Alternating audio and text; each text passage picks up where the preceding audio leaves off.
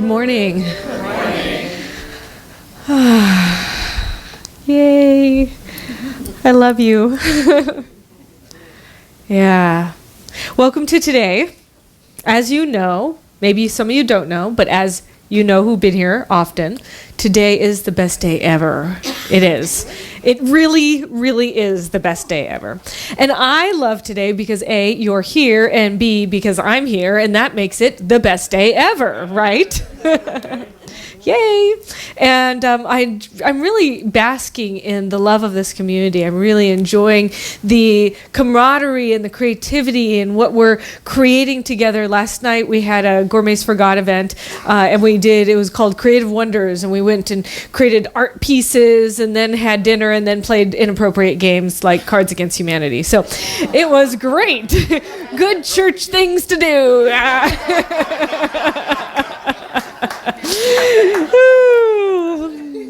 What happens in Cards Against Humanity stays with Cards Against Humanity. So, yeah, but it really just made me think of what is community about? You know, why are we gathering here? Why are people called forth into a spiritual community? Why do we come to things like these? And a lot of people, for me, I mean, I come because I want a personal connection with the divine, and that personal connection with the divine happens through each and every one of us. Right? I mean, and I have it, I might get it in nature, but I also get it on a really deep level when I'm having fun and laughing with people. Like, that's the best thing in the world, is to just really enjoy that sense of laughter and fun. And so I wanted to bring that idea of possibility in. I'm thinking and dwelling on where are the places in your life you're having the most fun? Where are you really enjoying life? And start cultivating those opportunities to a greater and greater degree. Because there's a lot of things that are going on our planet right now that I want to say are really upsetting. There's another terrorist attack that happened, and just this kind of the news that's bringing forth all of these things that are heartbreaking and terrifying for a lot of people, kind of create a sense of fear and insecurity. And I want to bring forth another idea. I want to bring forth the idea that what is really happening is that there's an awakening that's happening on this planet right now. There's a deep awakening that's happening. And there's an awakening that's happening through every bit of laughter that we have. Every time we connect, every time we hug each other, every time we have a feeling of love, then we're awakened to that deeper sense of joy and possibility for this planet. But how do we get from the place of recognizing somebody's out to literally kill people just for the terror of it, and get to the place of having a planet where we actually celebrate and have joy all the time? Because I think that that's what the possibility is for us. I truly think that's possible.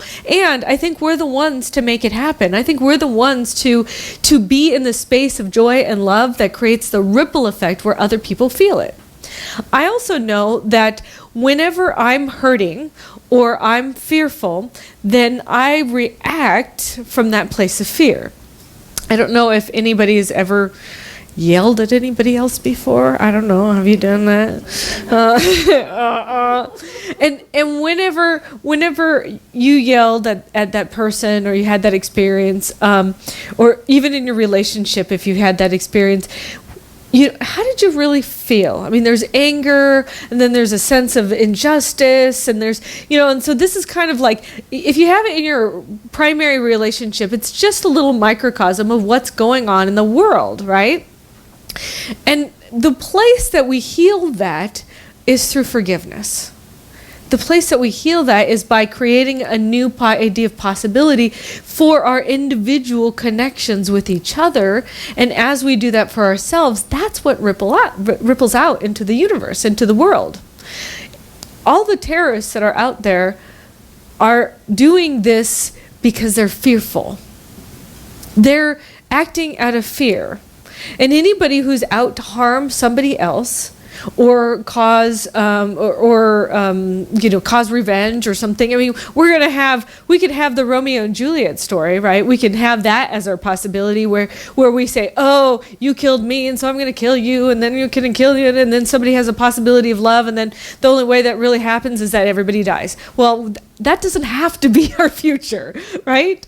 It doesn't have to be our future. We don't have to be living in Shakespeare's tragedy. We could be living in Shakespeare's comedy. We could be living in that idea where everything is fun and joyful. And the only way to do that is to start here, is to start within at first. In The Science of Mind, Ernest Holmes said, we are surrounded by an infinite possibility. Infinite. It is goodness, life, law, and reason. In expressing itself through us, it becomes more fully conscious of its own being. Therefore, it wishes to express through us. As it passes into our being, it automatically becomes the law of our lives. It can pass into expression through us only as we consciously allow it to do so.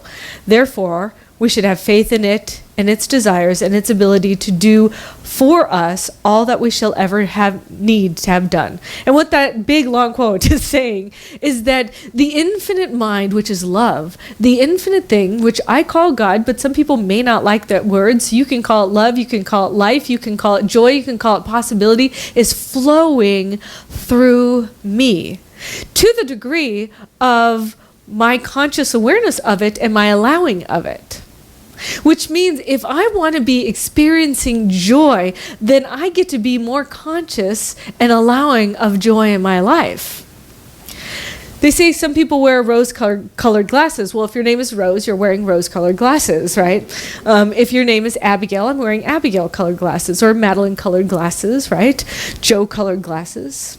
Tristan-colored glasses. Anybody here, you have this point of view that you're taking on, and everything that's happening in the world is completely tinted by your beliefs, by your history, by where you're coming from, by what you're thinking at that very moment. Everything is tinted by that perception. And it's completely possible for us to shift from that space of being in fear or being in worry, to shifting into the place of being in joy, of being in possibility, of finding Pokemons everywhere in this building. It's great. Actually, I was thinking about that. So there's this kind of game going on right now. I just heard about it recently. I don't know how long it's been going on, but there's like a Pokemon craze, and it's an app that you get, and you can actually, wherever you're at, you can kind of collect Pokemon, like wherever you're at. Lou has it. She's been collecting some Pokemon. Do we have any in this building? Not in the building, unfortunately.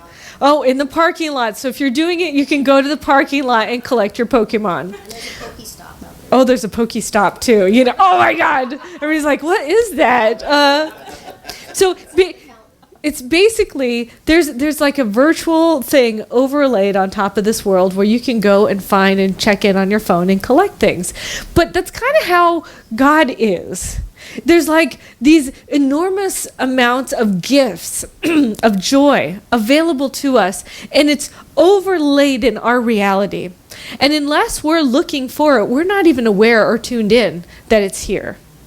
And so we can utilize our awareness, our tuning in, to tune into the good, to tune into the joy, to tune into the good news that is happening, and continue to perpetuate that. When you see somebody do an act of good, start telling other people about it.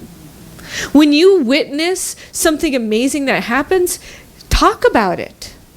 Because as we start creating that culture of recognition, of seeing the good in everything, then we start cultivating that on a larger level on our planet. So if you tune in, maybe you might hear the CNN, Mary Morrissey calls it constant negative news. You can tune in and be conscious and aware that this is what's happening, but everything that's happening on our planet is an effect of all the thoughts and beliefs and everything that has happened previously. So what you can do is say, oh, this is what's happening, and this is what I want to create. And I am aware and tuned into the joy that is available to me in my world. I'm available and tuned into the gifts that are my gifts in this world. And I don't know, a lot of people who've been in this teaching for a while, right? As soon as I tune into that, I start seeing it everywhere. I was talking about Lotus cars the other day because I love cars and Teslas. I love lots of Teslas. Somebody can give me a Tesla. I just want to point that out. If you ever have an extra, you can certainly give one to me. But I also love Lotuses, and I was like, I haven't seen a Lotus in a while. I love living in the Bay Area because we can do that. And all of a sudden, I've seen 2 Lotuses in the last week. All of a sudden, right? Because I'm tuned in and tapped into that. What are you tuned in and tapped into? What is your frequency? What are you paying attention to? What are you focusing on? What are you allowing to come forth into your life? And sometimes it's consciously created because you start saying affirmations or you start declaring a new expression for your life. You tap into that prayer world, that meditative world, and those are all different tools we can use to tune ourselves into the frequency of joy, into the frequency of love, into the frequency of fun, of this idea that I dream of as our planet. Not only I've asked this, what would love do, but what would fun do? What would joy do? How would you express yourself if you were having the most joy in your life? Would you be doing what you're doing right now? I mean, you'd be coming here, of course, Yes. No, but I mean, overall, in your in the other areas of life, would you be doing it? What's bringing you the most joy? There's a story in the Science of Mind magazine by Reverend Ron Fox, and he said, "What we see in our outer world is a projection of what we're feeling in our inner world." Anthony de Mello, a Jesuit priest, wrote the following vignette that illustrates the point that we're trying to make here. The student said, "Why is everyone so happy except for me?" And then the master said, "Because they have learned to see goodness and beauty everywhere." And the student said, "Why don't I see goodness and beauty everywhere?" And the master said, "Because you cannot see outside of you what you fail to see inside." In other words, we fail to see from within, we will never experience it externally. We live from the inside out. The inside out. So if you want to experience and see love and joy and peace and harmony on this planet, then you get to cultivate the peace and the love and the harmony within yourself first. There's another story in our book of the month. It's very, very similar. A stranger walked towards the gates of a new city. By the side of the road sat a wise old woman who hailed the traveler. "Welcome." "What kind of people are they who live here?" the traveler asked. "How did you find them in the home city you left?" asked the wise woman.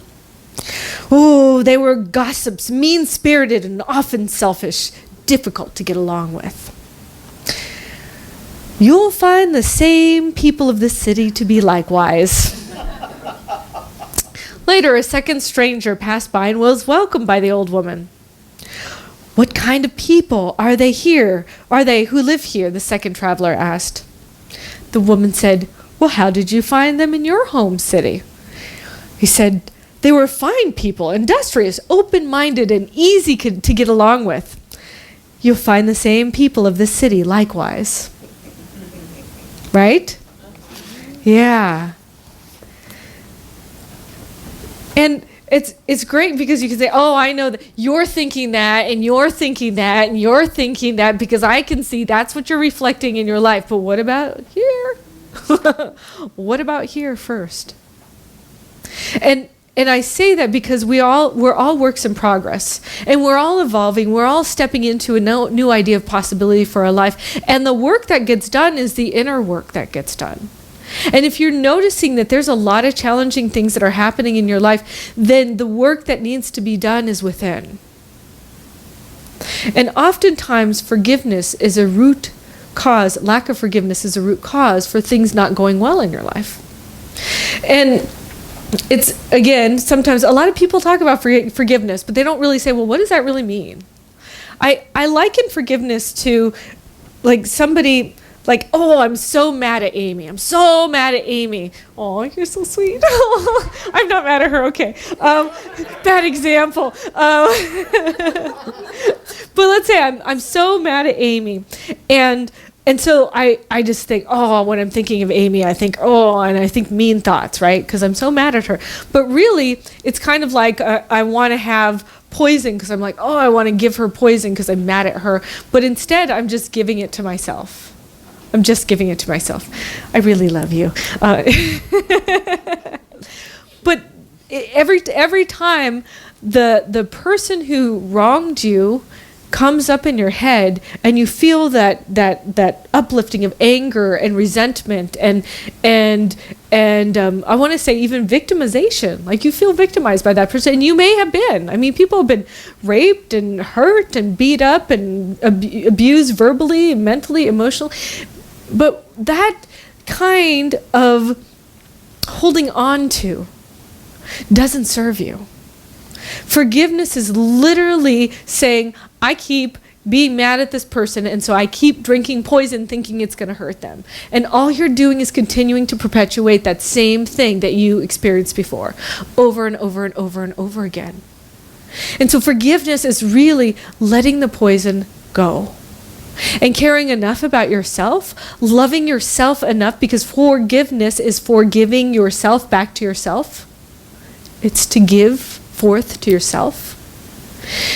You love yourself enough that you are stepping into the idea of possibility that you deserve and are this expresser of love. And because you love yourself so much, you're willing to let them go. You're willing to let them go on their journey. You're willing to allow that surrendering to happen. Because each of us are on our own path. And I don't know about you, but I've done things that have harmed other people. Not intentionally. Sometimes intentionally. I've said mean things. In the Byron Katie work, I don't know if any of you have studied Byron Katie, but Byron Katie does this thing called like a turnaround.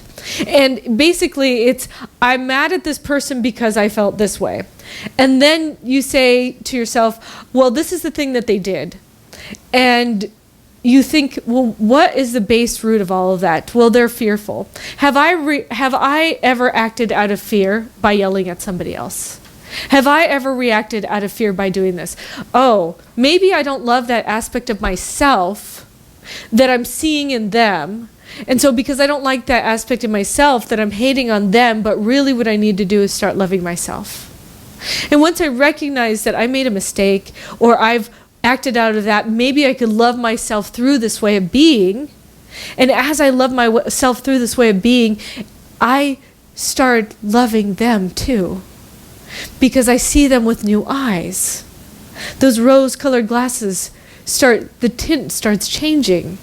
And I start recognizing that we're all human and we're all doing the best we can. And sometimes we just need to love each other a little bit more. And sometimes when somebody is acting out of fear or hatred or anger, it's because they're not feeling very loved at that moment. So maybe they just need some more love. Maybe they need some more joy. Maybe they need some Cards Against Humanity. I don't know. But I do know that each and every one of us has been designed to be the carriers of the light. We've been designed by the infinite creator to be the light in this world. And whenever you're having those challenging times, I encourage you to find the things that are the most loving things for you to be or experience in your life. Find the people who bring you up. Surround yourself with a community of people like this who are devoted to your best outcome of life. I am absolutely committed to each and every one of you thriving. And I know that you're committed to me thriving. I'm very clear on that. But how many people in your life are committed to that for you? If you don't have a lot, start surrounding yourself with those kind of people. And recognize that no matter what you do, everything is for the best and the highest good of life. There's a Zen saying that says, now that my house is burned down, I have a better view of the sky. And there was a book, A Deep Breath of Life by Alan Cohen. I don't know if you read that. But there was this very short story. It says, where he said, I was startled to receive this letter from a successful Los Angeles artist that said, during the recent fires, my house was leveled along with my entire collection of paintings. To my surprise, the next line read, now I am free. I'm packing to go to the island of Kauai where I will fulfill my lifelong dream of leading wilderness adventures. You see, whenever all of these apparent things that are happening in our life that are very destructive or harmful or challenging or difficult, it may just be because you have been calling forth a new idea of possibility in your life. It may be because you are stepping into a new potentiality and the things that no longer serve you fall away. And sometimes it comes in a big explosion, a big disaster-like thing. But that doesn't mean it's a bad thing. It may be because you're stepping into the fullness of your being. You're stepping into that life of possibility, and you just needed some things cleared away. And sometimes we need a wake-up call because we're not going to do it ourselves. And I think that that's what's happening on our planet right now.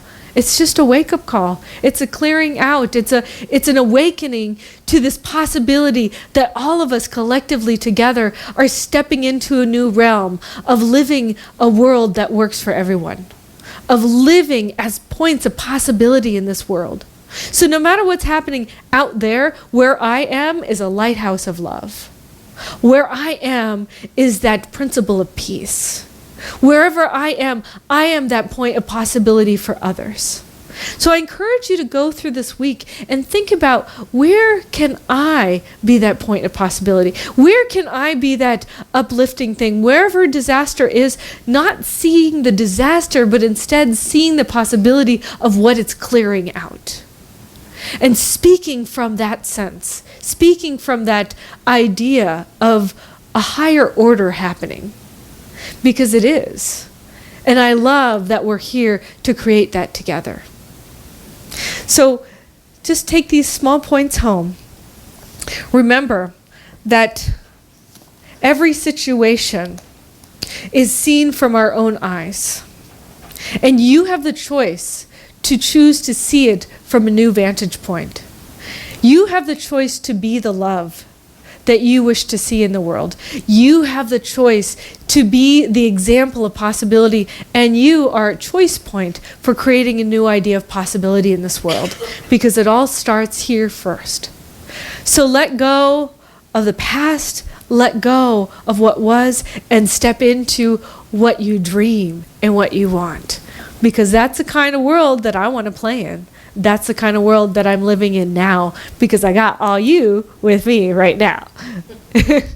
Thank you. And so it is.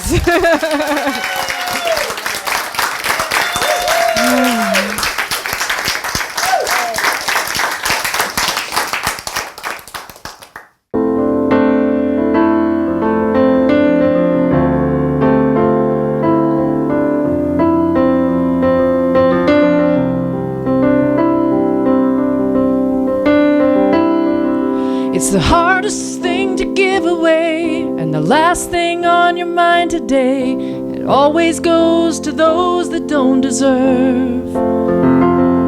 It's the opposite of how you feel when the pain they caused is just too real. It takes everything to say the word forgiveness.